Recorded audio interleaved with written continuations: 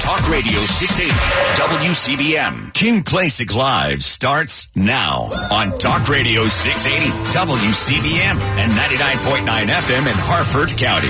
All right, here's a moment that so many have been waiting for all weekend. I really appreciate so many people commenting on social media. When I announced that we had Congressman Byron Donalds joining us today, so many people got excited. First of all, Congressman, I know you're busy. I'm not going to keep you long. How are you doing this morning? Doing good, Kim. How are you? I'm doing well. First, I want to say thank you for fighting on the front lines for all of us here in America, not just those in Naples, Florida. You're doing a fantastic job. And I want to thank your family, your beautiful wife, and your children for sharing you with us, because I know your schedule is very hectic. You were at the Faith and Freedom Conference over the weekend, and you just keep going and going. And again, I really appreciate all the time and the effort you're putting in. You are a rising star for sure. I have to get right into this as we learn more and more about Hunter Biden and his dealings. Congressman, tell me, because look, you've been on the front lines. I've seen some of your media hits the past couple of days. Where are we with this? Are we getting any closer to really holding him accountable? Well, I think we are actually getting closer. From where we started at the beginning of this Congress to where we are now is a lot faster than even I thought we would be. Side note, it is disgusting that the big media is just ignoring this. Like, they're not even, covering it and, poo-pooing it. They're just ignoring it. They're focused on so many other things. But back to the core of your question. Yeah, we are really moving fast. I think we're in the process now where we're doing subpoenas for various bank records that have come up in our investigation, try to make sure we actually tie those transaction lines. But at the end of the day, what this story is with Hunter Biden, this issue, is corruption, pure and simple. He was the bag man. He was the front man for his father and for the family. And because he's just, to quote this Burisma executive, a stupid person, that's how this stuff started coming out. The other piece of news that's starting to really hitting home for a lot of people is the depths upon which the Department of Justice was covering up for Hunter Biden and the Biden family. And that's what's really destructive of the country. That's really destructive of our norms, quote unquote, and our institutions, is that they were covering up for him because they know that covering up for Hunter Biden means covering up for Joe Biden. Right. And you're right about that, especially when you're talking about the DOJ, because now we're getting further into Joe Biden's and I guess the uncle's bank records as well. I mean, what do you think we're going to see this week as we're watching all this unfold? I mean, like you said, the media seems to be very distracted. And I know there's things going on, especially now we have, a lot going on in Russia. But at the same time, we're talking about the president of the United States and his son. Well, they don't need to. They're choosing to be distracted. Let's be very clear. Like this story in Russia, is it important from a geopolitical standpoint? Yeah, of course it is. But it doesn't mean it covers every block of news. No, it doesn't. The submarine where you have 5 people lose their lives, it's a tragedy. But was it wall-to-wall coverage for 5 days? No, it's not. And so I think that this is the issue we have in media, is they choose what they want to cover. I tell a lot of friends, the way the media really works is the things that they don't cover, those are the most damning stories for the left. And that's what this story is. It's a damning story. People talk about Nixon so much and Watergate so much. The way I'm starting to look at this is that Watergate was nothing compared to the cover-up that's going on here. Because, Richard Nixon didn't order his staff to break into the Watergate Hotel. He covered it up. And what you have here is pretty clear to me that Joe Biden has full knowledge of and was working with his brother and his son to shake down foreign companies and foreign countries for millions and millions of dollars. And according to the confidential human source, Joe Biden did use his office when he was vice president to get the Ukrainian prosecutor fired by putting pressure on Ukraine. And so that's becoming crystal clear as far as I'm concerned. What was going to come this week and the weeks to come, we're just going to continue our efforts. We're going to continue to investigate. When we have credible information, we're going to bring it forward. And I believe that now we're in the window of where you have serious grounds, not even serious grounds, real grounds for articles of impeachment, but you want to make sure you have the facts and the evidence, unlike Nancy Pelosi, who used some phone call and just the emotions of January 6th. You have to have real evidence to do that, and that respects our Constitution. It respects our rule of law, and if the left doesn't care about it, somebody has to. Yeah. I mean, look, and if you're just joining us, we're joined by Congressman Byron Donalds out of Naples, Florida. Again, we appreciate your time. There's just so much to unpack here. It almost seems very overwhelming. There are also people talking about the fact that, this is obviously something that could lead up to 2024, not just for the federal office and the local offices, especially Republicans to chat about, but even the presidential race. Now, I'm hearing that the DNC does not want to do a debate for Joe Biden, which I can understand why. But at the same time, you have endorsed Congressman President Trump. How does this look, in your opinion, for your endorsed candidate for the office of the presidency? Well, I think that President Trump is going to be just fine. I think he's going to win our nomination. And then he's going to go on and face what looks to be Joe Biden. And I say what looks to be Joe Biden because the one thing I do trust with the Democrats is that you're useful to the agenda until you're not. We'll just see what happens with him. But I think whether it's Joe Biden or Kamala Harris or even the worst governor in the country or in the history of the country, Gavin Newsom, or even RFK, I think President Trump has the track record of getting success for our country. And I think at the end of the day, he's going to be rewarded. The key thing, I think, going forward for his candidacy is there's a lot of work that's got to be done, with moderate Republicans in our party.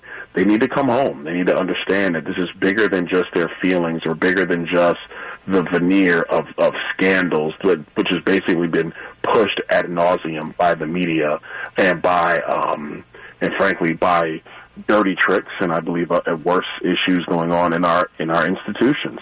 But that being said, President Trump can get the job done, and we all know that he can get the job done.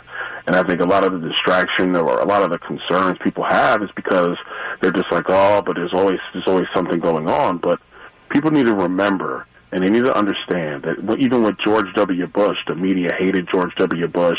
The agencies actively worked against George W. Bush. The media hated Mitt Romney, and Mitt Romney's as offensive as a glass of milk, and they hated him. And so it doesn't really matter who our nominee is.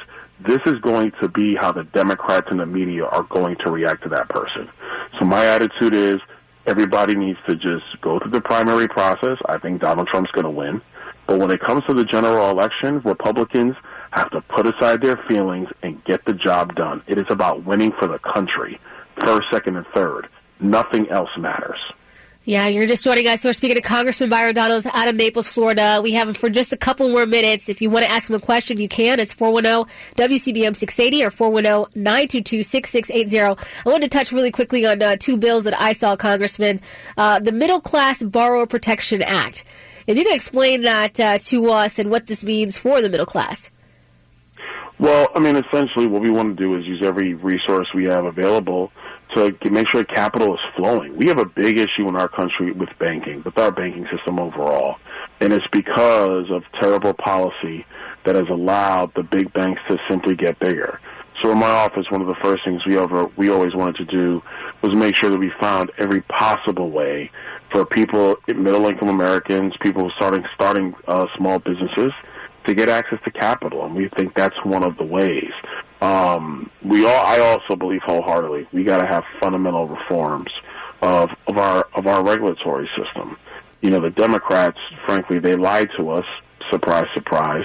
About 14 years ago with Dodd-Frank, they told us it would stop too big to fail.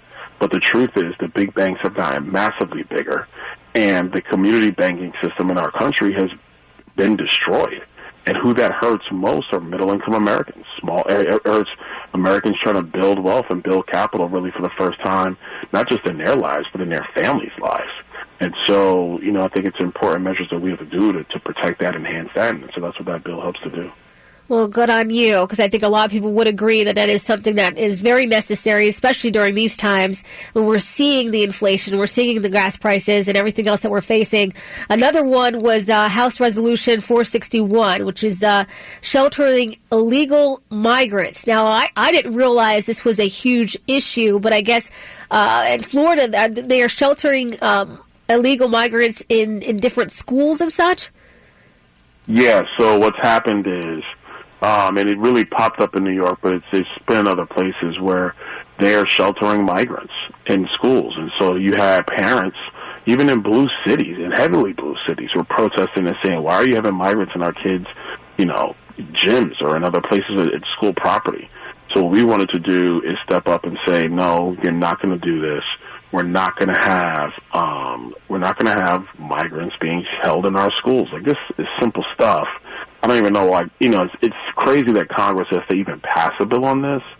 But the fundamental problem is that Joe Biden's border policy is so reckless, is so out of control that these big city mayors, these blue city mayors, they don't even know where to house the migrants that are coming in. For all the talk of being sanctuary cities and sanctuary states, now they're actually having to deal with the consequences of that policy, the reality of that policy, as opposed to just throwing out bumper sticker slogans that sound good, that help make people think that, oh, this guy's a good person or this lady's a good person, I'll vote for them. But the reality of the policy is that it has serious issues on their own infrastructure. And so they started putting migrants in schools. In New York City, they're putting migrants in hotels, and the city of New York is paying for it. So the taxpayers are paying for that in New York City. I mean, it's a ridiculous policy. But it's all because of Joe Biden and his reckless border policies. And that's why we have to secure our southern border once and for all. And that way we can have an orderly stream of immigration into our country. Not a reckless and not a controlled one, because we have radicals in the White House who think that this is good for our country. It's simply not. Yeah, just joining us, we're speaking to Congressman Byron Donalds. I've got to ask you, because this was huge back in the confirmation days, and that is our Speaker, Kevin McCarthy. Now, I will say that I personally think he really stepped up to the plate on many different issues that I didn't think he was going to do. If I can get your opinion, how do you think he's doing with the job thus far? Well, actually, I think the Speaker's doing a pretty good job. I mean, look, I wasn't happy about the debt deal, and I've been very outspoken about my view on the debt deal. The Speaker and I have had direct conversations about my views on that deal, and we disagree on that. But all things in, he's really done a good job. He's given the members an ability to bring resolutions. The out of shift resolution that came to the floor the other day. So that stuff has been working. We've been working together, members all over the conference, really in a collaborative effort, which is something that hasn't happened in the House. In 30 years, the way the House has been working. Very collaborative environment. We've been able to tackle big issues like our border package bill. This is the strongest border package bill that's ever hit the floor of the House of Representatives. We did that because the Speaker allowed members to actually work with each other and find ways to craft a solution. All this is different from Nancy Pelosi, where it was her way or the highway, and members had no input, no input at all to do anything. And right now in the appropriations process, we just had a meeting before I left town last week, and members are going to be working, through our mini recess here to find ways to cut spending, to find different avenues in these appropriations packages. And the House is committed to passing 12 appropriations bills. Like, these are things that you have to have a Speaker who's locked in on letting the members work. And so even from the confirmation fights in early January and through all of our work, we've been able to do that. So I give the Speaker credit for that. I really do. It's a hard job, and sometimes I'm critical of him, but my job is to represent my district, not the Speaker of the House. And I think that he's given everybody an opportunity to work together and to try to do the best thing on behalf of the country. All right. Well, I really appreciate your time today. Great job at the congressional baseball game, by the way, as a designated hitter. You guys did a fantastic job. Republicans were victorious once again. I hope that you do join us another day here on WCBM. Again, I appreciate your time. Absolutely. Anytime. And that was Congressman Byron Donalds. When we come back, I would love to get your take and your reaction to that interview. And it's 410-WCBM 680, 410-922-6680. I'm telling you right now, Congressman Byron Donalds, a rising star, already a star in my mind, but I want to hear from you.